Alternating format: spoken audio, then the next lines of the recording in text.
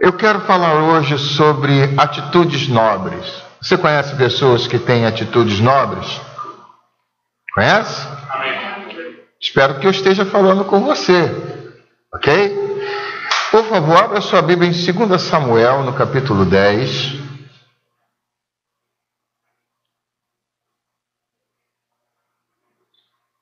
Segundo Samuel, no capítulo 10.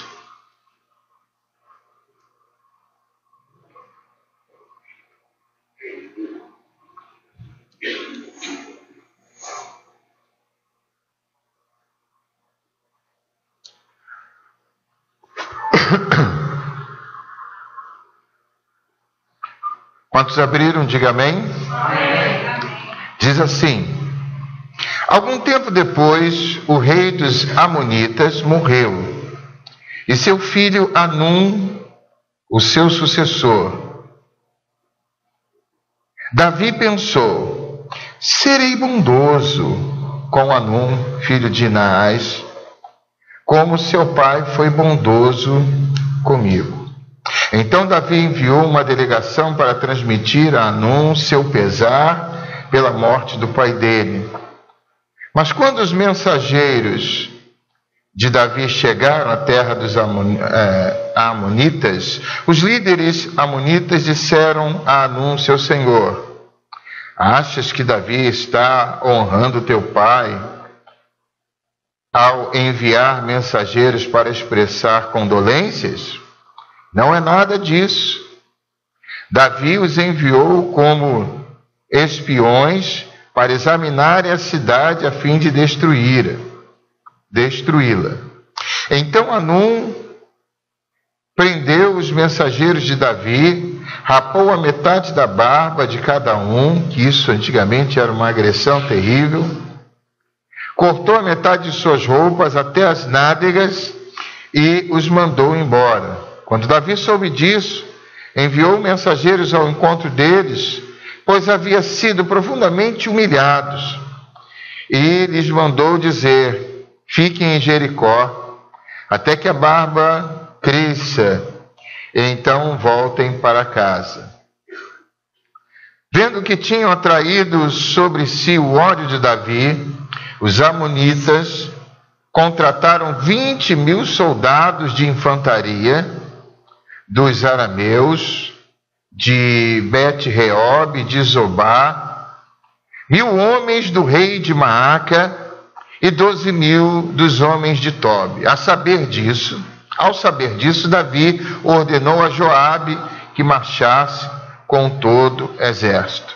Os amonitas saíram e se puseram em posição de combate à entrada da cidade, e os arameus de Zobá e de Reob e os homens de Tobi e de Maaca posicionaram em campo aberto. Vendo Joabe que estava cercado pelas linhas de combate, escolheu algum dos melhores soldados de Israel e os posicionou contra os arameus. Pôs o resgate dos homens sob o comando de seu irmão Abissai e os posicionou contra os amonitas.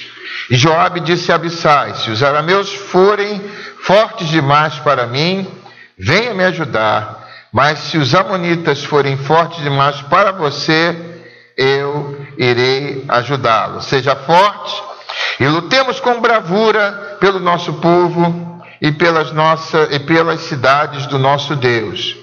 E que o Senhor faça o que for da sua vontade. Diga amém. Pai, obrigado pela tua palavra, que é lâmpada para os nossos pés e luz para o nosso caminho. Que a tua palavra venha nos ajudar nesta noite a encontrar uma resposta para toda esta semana. Senhor, que a expectativa do seu povo não seja frustrada. Tu não és frustrador de expectativas.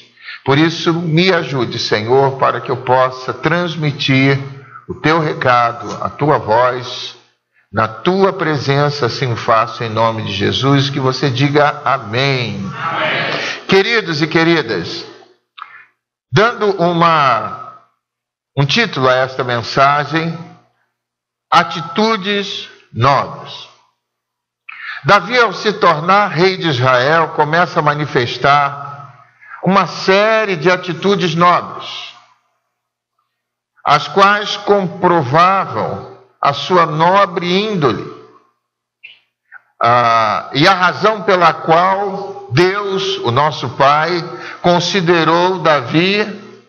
Qual foi a consideração que Deus teve com Davi? Um homem segundo o quê? Um homem segundo o seu.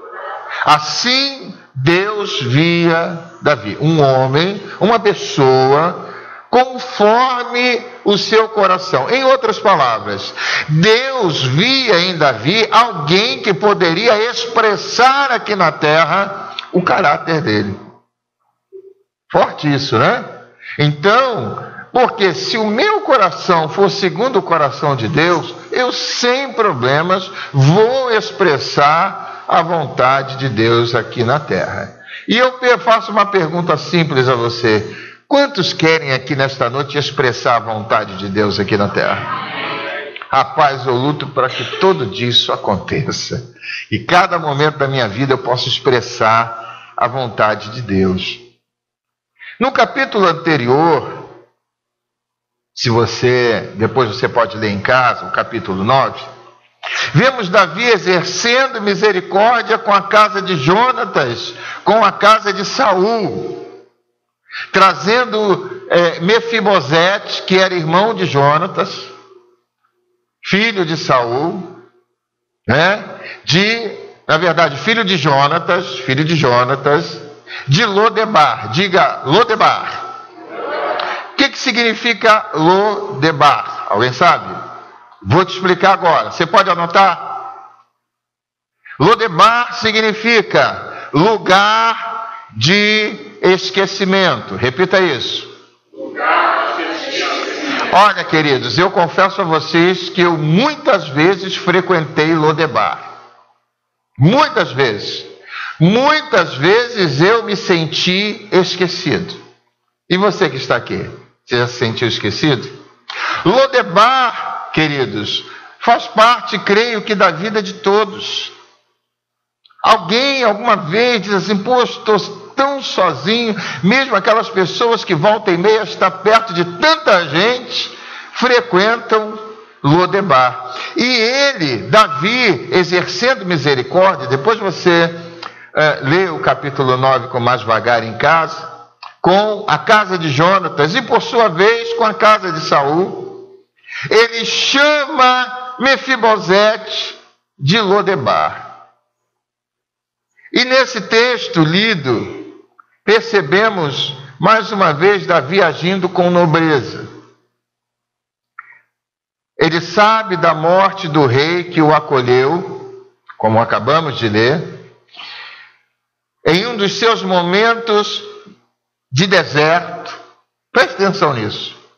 O rei dos Amonitas, e envia uma comitiva de condolências para notificar Anum, seu filho, seu sucessor do trono, o qual, a dar ouvidos à sua liderança,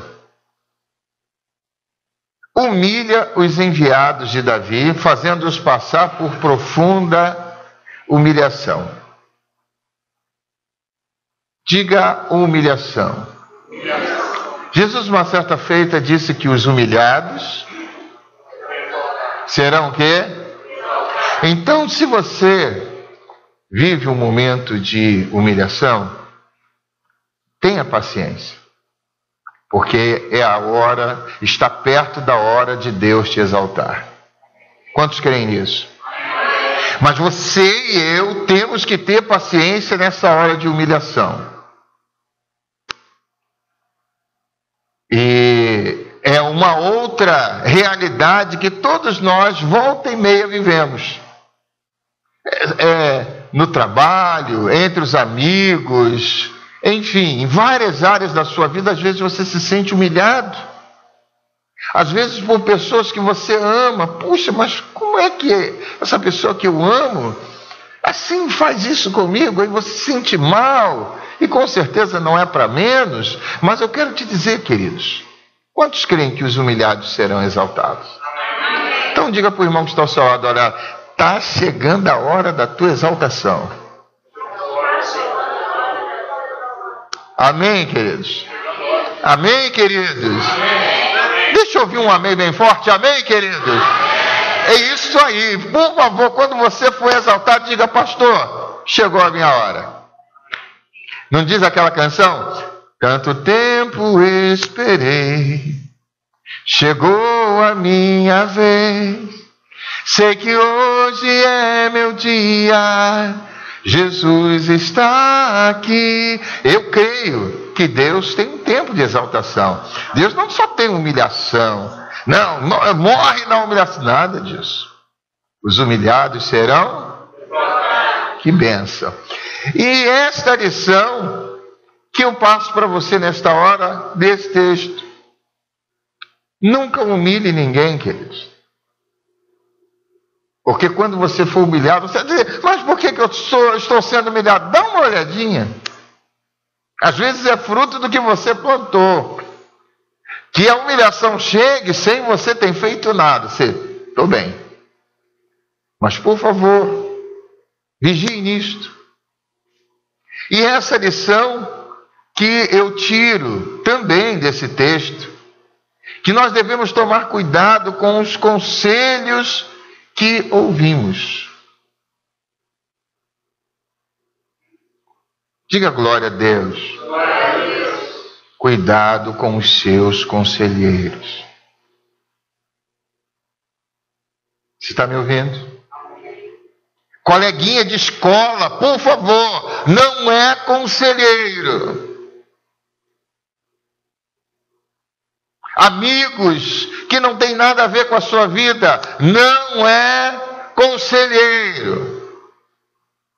Bota você numa roubada, depois, pernas para que te quero. Se vira, dá seu jeito. Cuidado com quem você toma conselhos. Ainda bem que o nome de Jesus é maravilhoso. Deus forte, Pai da eternidade e Príncipe da paz. Dessas 5 qualidades ditas por Isaías, nós ficamos agora com conselheiro. Você quer um bom conselho? Peça a Jesus. Rapaz, a gente parece que Jesus está morto, querido. Jesus não está morto, não. Ele ainda dá conselhos. E se você tiver com alguma dificuldade, aqui o pastor Vanderlei, conselheiro de primeira. Tu riu, mano? É verdade. Você tem, queridos, que aprender a tomar conselhos com as pessoas certas. Pelo amor de Deus, rapaz. Eu tenho uma coisa comigo, deixa eu compartilhar com vocês. Às vezes as pessoas chegam assim para mim, pastor, eu vi uma mensagem poderosa do pastor fulano de tal. Joia. Olha, ele disse isso, disse aquilo outro. Eu digo, é mesmo, que legal. Aí ele começa a exaltar o pregador lá da televisão, lá o pregador do rádio. Depois eu digo assim, peraí, mas na hora que você está sofrendo, na hora que você precisa de um conselho, na hora que você está lá angustiado, qual pastor que você conta?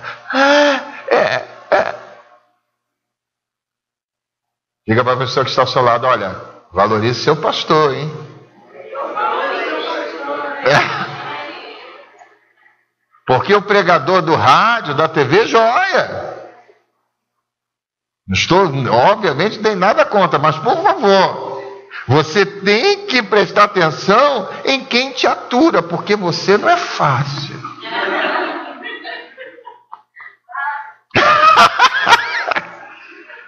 Preste atenção em quem te atura, meu querido, minha querida. Quem te suporta. Quem ouve. Vai, fala. Fala. Vamos lá. Conselheiro. Vai pedir uma audiência com um pastor desse aí da televisão. Daqui a uns 4 meses você consegue. E o seu pastor está aqui. Pode falar. Pode marcar. entendeu, diga amém. E eu vejo nesse texto, amados, exatamente isso, que aquelas pessoas não valorizaram os conselheiros errados. Então, cuidado com os conselhos que você ouve, de quem você ouve conselho. Às vezes, nem nosso companheiro, nem nossos filhos, nossos parentes mais chegados, ou até um bom amigo, estão num dia bom para te dar conselho. Você sabia? Olha para a pessoa que está ao seu lado. Diga assim: olha, nem sempre você está bem para me dar um conselho. Sabia? Nem sempre. É isso mesmo, meu irmão. Nem sempre a gente está num dia bom para dar um bom conselho. Então, cuidado. Quem me entendeu, diga glória a Deus. Precisamos, queridos, refletir antes de acolher um conselho. Não há nenhum problema, você vai ouvir o conselho do pastor Vanderlei, um conselho meu, reflita, você não precisa pegar e sair fazendo, não, pode refletir. Você não é obrigado a cumprir, mas quando nós falamos alguma coisa, com certeza falamos em nome de Jesus e falamos para o seu bem. Agora, o acolher ou não, você tem que refletir, porque, desculpe a expressão, mas Jesus não chamou pessoas tapadas, chamou pessoas para pensar, pense a respeito. Como diz os americanos, think about. Gostou, né? Sou da Pavuna, mas sei falar inglês também. Quer dizer, você tem que pensar sobre os conselhos. Se você sair acolhendo tudo quanto é conselho, daqui a pouco você está numa roubada tremenda. E aquele rei, puxa, aqueles conselheiros dele estavam num dia terrível para dar conselho. Deu um conselho terrível. E aquela atitude dos amonitas atraiu a ira de Davi. Me fez lembrar Nabal. Nabal também estava num dia terrível. Olha, o pessoal aqui de Davi está pedindo aí uma ovelhinha. Olha, ele não mexe com a gente, só está pedindo uma ovelhinha, dá para liberar. Aí o Nabal chega assim: que negócio é esse? Quem é esse Davi? Esse fujão? Rapaz.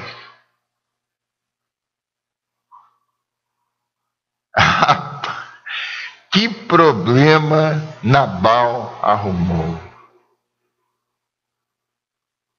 Tem dias, queridos, nós não estamos num dia bom para dar conta. Eu prefiro dizer, deixa eu pelo menos respirar um pouquinho, depois eu te dou um conselho. E naquele dia Nabal foi infeliz. Se não fosse Abigail, tadinho da casa dele. E amados, então, os amonitas atraem a ira de Davi. Queridos, um rei irado, que não deixou barato a afronta de Hanum. E outra lição que destacamos também é que se você, com as suas atitudes, tem atraído o ódio, a desconsideração das pessoas, cuidado, reveja. As pessoas te amam mais do que te odeiam, ou te odeiam mais do que amam? Fala para mim. Você tem pessoas que gostam mais de você do que te odeiam, ou você tem pessoas que te odeiam mais do que gostam de você? É uma questão que você precisa avaliar, meu amor. Porque chega aquela pessoa e diz assim: pastor, parece que o mundo está contra mim, mas peraí, o que você está fazendo? Ah, não, que eu dou uma não. Aquela pessoa diz assim: não, eu falo a verdade mesmo, mas na hora de ouvir a verdade, não quer. Você gosta de falar a verdade? Diga glória a Deus. Então, por favor, quando a verdade chegar aos seus ouvidos, diga: puxa, é verdade. Eu conheço pessoas que só gostam de falar a verdade. Mas na hora que elas ouvem algumas verdades, tadinho. Se chama até de Beuzebu. Amados, quando se quer acertar em suas decisões ou conselhos, devemos fazer o quê? Devemos abrir mão totalmente de ideias preconcebidas. Você tem que estar aberto. Pois assim, não nos damos o direito de analisarmos a situação de uma forma parcial, mas de uma forma equânime, de uma forma equilibrada. Os amonitas agiram por impulso, queridos.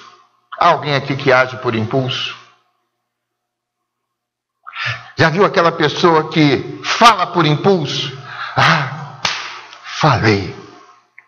Eu não queria falar o que eu falei, mas falei. Não, você queria falar sim. Porque alguém diz, pastor, eu falei sem pensar. Isso não existe. Você falou o que estava acumulado do seu coração. Você talvez tenha falado sem meditar, mas sem pensar não. Nós devemos avaliar isso, porque, queridos, Tiago diz que uma pequena fagulha faz o quê? Incendeia o quê? Toda uma floresta. Olha aí. Cuidado com o que você fala. Para com esse negócio de dizer, eu falo o que penso. Não, calma aí. Para você falar o que pensa, a pessoa que vai ouvir o que você pensa tem que querer. Se você não quiser me ouvir, você não pode mais vir aqui. E você vai ter que me ouvir. E com certeza ouvir coisas boas. Ouvir coisas que vão te ajudar. Diga glória a Deus por isso. Então, amados, nós temos que abrir mão de coisas para dar um bom conselho. Temos que ser imparciais. Os amonitas agiram por impulso, como eu disse, e não deram direito dos enviados de Davi nem abrir a boca. Eles, quando chegaram lá, vem cá, mas não, vem cá, vamos cortar, vamos humilhar, mas ele nem abriu a bendita boca. Você já caiu nesse erro? Eu vi uma certa feita na internet, um negão, eu também sou negão, tá, gente? Um negão dirigindo um carrão, aí parou o policial. Olha, neguinho! Aquela coisa toda que já sabemos, ele só olhando. Documento! Você com esse carro, hein? Aí ele na boa, tranquilo. Aí ele disse assim, tranquilamente, você sabe quem eu sou? Ele, não sei, eu quero saber. Mas aí a pulga ficou assim atrás da orelha e disse assim, então tá, quem tu é? Sou procurador da justiça. Aí ele olhou assim, sim, senhor.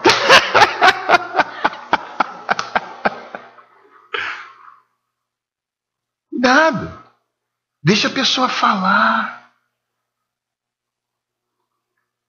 Mulheres casadas, diga glória a Deus. Você deixa seu marido falar? Maridos, digam aleluia. Você deixa a sua esposa falar? Com certeza. Bom, vejo que há controvérsias aqui. Porque se não falar, você vai você vai dar um conselho, vai falar algo demais. Deixa abrir o coração. Te dou esse conselho. Quem tem, diga glória a Deus. E o que aconteceu com tudo isso foi inevitável. O confronto, que poderia ter sido evitado. E outra pergunta que me surgiu foi: o que você tem feito de verdade para evitar os confrontos desnecessários? Você tem lutado para criar desavenças desnecessárias. Que bom. Nada daquilo aconteceria se os conselheiros de Anum tratassem aquela situação de forma diferente. Repita comigo: uma guerra fora de hora só traz desgastes desnecessários. Você sabe que isso acontece muito. Pessoas desgastadas porque estão vivendo uma guerra fora de hora. Uma guerra errada. Uma guerra que veio por conta de uma falta de ouvir. E amados, é extremamente, no momento em que você demonstra força, é que você se torna extremamente frágil. O apóstolo Paulo disse o quê? Quando eu sou fraco, aí é que eu sou. Mas quando eu digo eu sou forte pelas minhas próprias forças, eu me torno um fraco. É mão e contramão nesse negócio. Diante do Senhor, queridos, eu estou sempre fraco, porque eu preciso da sua força em mim. Você precisa da força? E Deus sabe fazer do fraco, do frágil, o forte. Pois estrategicamente, queridos, é bem melhor que o inimigo entender que vai lutar com um oponente mais frágil.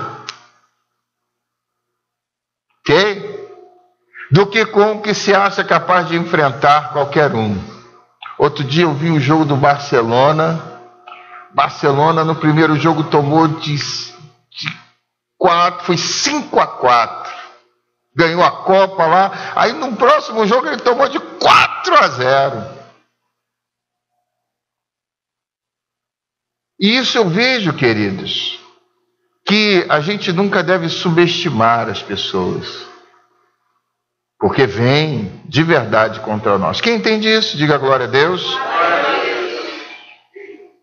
Concluindo esta palavra, no verso 11 e 12, vemos algo que muito nos interessa quando vamos entrar numa batalha ou em meio a ela. Joabe, um dos capitães de Davi, faz um trato de ajuda a seu irmão Abissai. Segura na mão do seu irmão que está ao seu lado, diga assim: olha, eu quero fazer um trato contigo. Diga assim, ó: se eu precisar de você, tu conta comigo. Mas se você precisar de mim, tu pode contar comigo. Esse foi o trato de Joabe com Abissai. Olha, se eu precisar de você, você vem e me ajuda.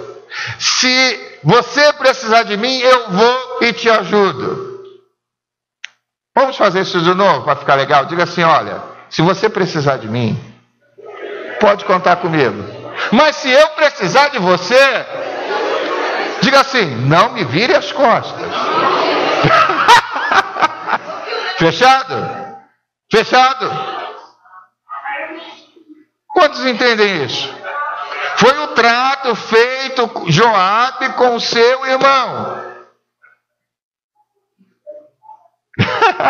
Acho que tem gente meditando aqui. Será que eu...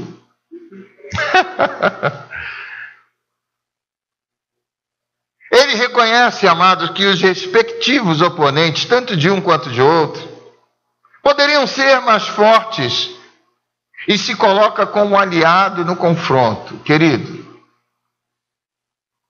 você não pode ser inimigo da pessoa que está do teu lado. Maridos e mulheres, digam aleluia. Vocês não são inimigos. Olha para o seu cônjuge e diga: amigo. Porque às vezes parece que são dois inimigos na mesma casa. o trem é feio. Precisamos entender que somos aliados, nós jogamos no mesmo time. Ninguém está aqui para fazer gol contra.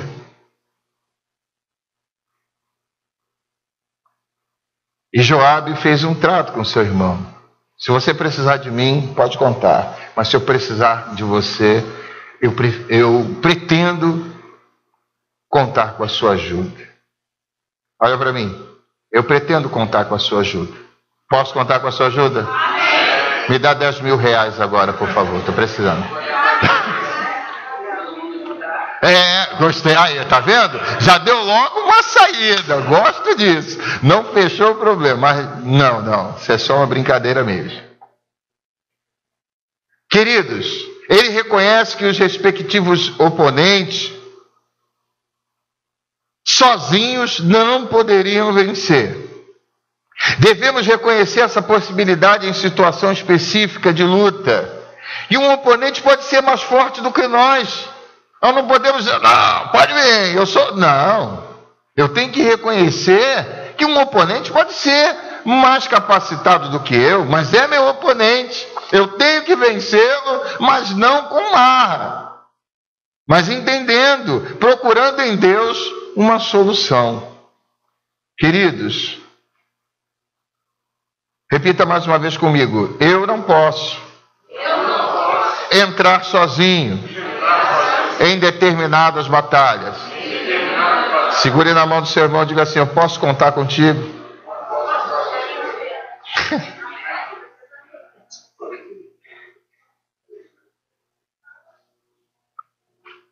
Precisamos que pessoas comprem o nosso barulho, sabia?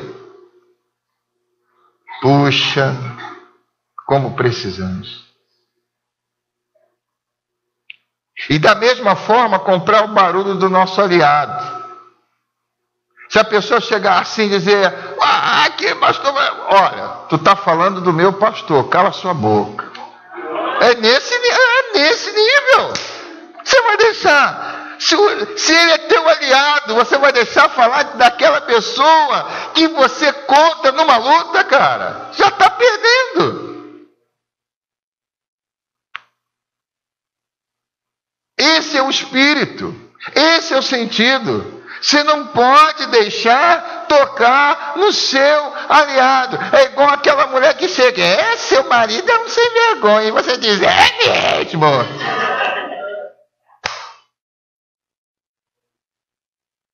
Você diz, não, olha, ele pode ser a mala que for, mas é meu marido. E os maridos, da mesma forma. Vai falar da tua mulher, você, é mesmo? Que é mesmo? Que é, rapaz? Que time tu tá jogando? Vai fazer gol contra? Não, senhor. Diga, você não pode falar do meu marido, porque bem ou mal ele é meu marido, bem ou mal ela é minha mulher. Nós fizemos uma aliança. Diga glória a Deus. E nós temos uma aliança como igreja aqui. Nós temos que ser aliados. Nós temos um trabalho a fazer. Nós temos uma meta a cumprir. Nós temos almas para ganhar. Nós temos muitas coisas para fazer que sozinho não dá. Quem me entende, diga glória a Deus. Porque o grande problema de alguns é, me ajude, me ajude, me ajude. E na hora de ajudar, E eu concluo dizendo, não desperte a ira do rei. Por que não dizer do próprio Deus? Tem coisas que iram o coração de Deus. Isso já é um tema para outra mensagem, senão você não vai sair daqui hoje. Davi foi em missão de paz, mas acabou sendo provocado a guerrear. Ao olharmos honestamente para nós, será que podemos nos colocar no lugar daqueles apaziguadores ou daqueles que adoram ver o circo pegar fogo. Você conhece alguém assim? Que gosta de ver o circo pegar fogo? Então, se você é assim, abra comigo em Mateus capítulo 5.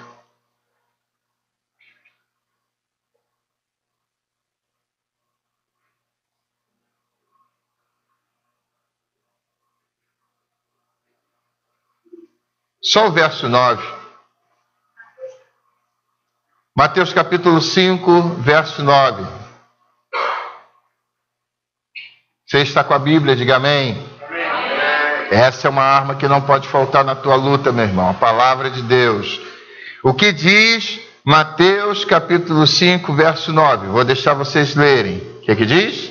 Bem-aventurados os pacificadores, pois serão chamados filhos de Deus. Você é da paz, queridos? Diga para o irmão, olha, sou da paz. Se você quiser briga, eu estou fora, sou da paz. Porque os pacificadores são chamados o quê? Agora, e quem gosta de ver o circo pegar fogo? É filho de quem? Nem precisa dizer. Nem precisa dizer. E veja que isso não tem nada a ver com temperamento, pois não existem pessoas extremamente tranquilas que de forma sutil bota fogo na floresta. O cara é tranquilão, mas sabe botar um fogo na floresta como ninguém. Então, queridos, tem nada a ver com temperamento, tem a ver com atitudes, ok? Ninguém imaginaria tal coisa, mas em muitas vezes de onde não se espera é que vem a surpresinha. Amém, queridos? Seja da paz, busque aliados, busque pessoas para somar na tua guerra, busque pessoas que respiram o mesmo ar que você, que tem a mesma visão, que quer ver teu bem, que quer te levantar. Talvez você queira ficar lá embaixo, mas essa pessoa, puxa, ela enche a minha paciência, mas é essa pessoa que você tem que colar com ela, porque quer ver teu bem. Agora, aquelas pessoas que querem ver o circo pegar fogo, corre, porque elas não vão ter nada para te dar. Glória a Deus. Vamos ficar de pé. Você pode colocar a sua mão em direção ao seu coração.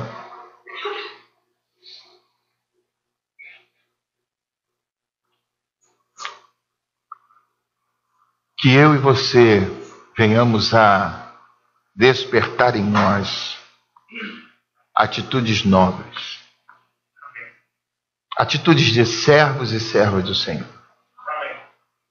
Não atitudes duvidosas, atitudes que deixam as pessoas mais confusas, não. Atitudes que levantam, atitudes que honrem o nome do Senhor. Talvez você não saiba fazer nada, mas se você é um pacificador, uma pacificadora, você já faz muita coisa. Se você é aquela pessoa que não quer ver o circo pegar fogo e toca fogo, faz igual aquela raposa lá que Sansão colocou fogo no rabo dela e ela saiu queimando lá o milharal dos filisteus. Mas que você seja uma pessoa que apague os incêndios. Os incêndios das brigas, os incêndios das calúnias. Oh, Jesus, nos ajude. Pai, que nós tenhamos essas atitudes nobres como Davi. Homem segundo o teu coração. E nós estamos colocando a nossa mão em direção ao nosso coração para dizer: este coração te pertence. Diga: este coração te pertence. Pode usar o meu coração para a tua glória, para o teu louvor. Você pode dizer glória a Deus? Você pode aplaudir o nome do Senhor?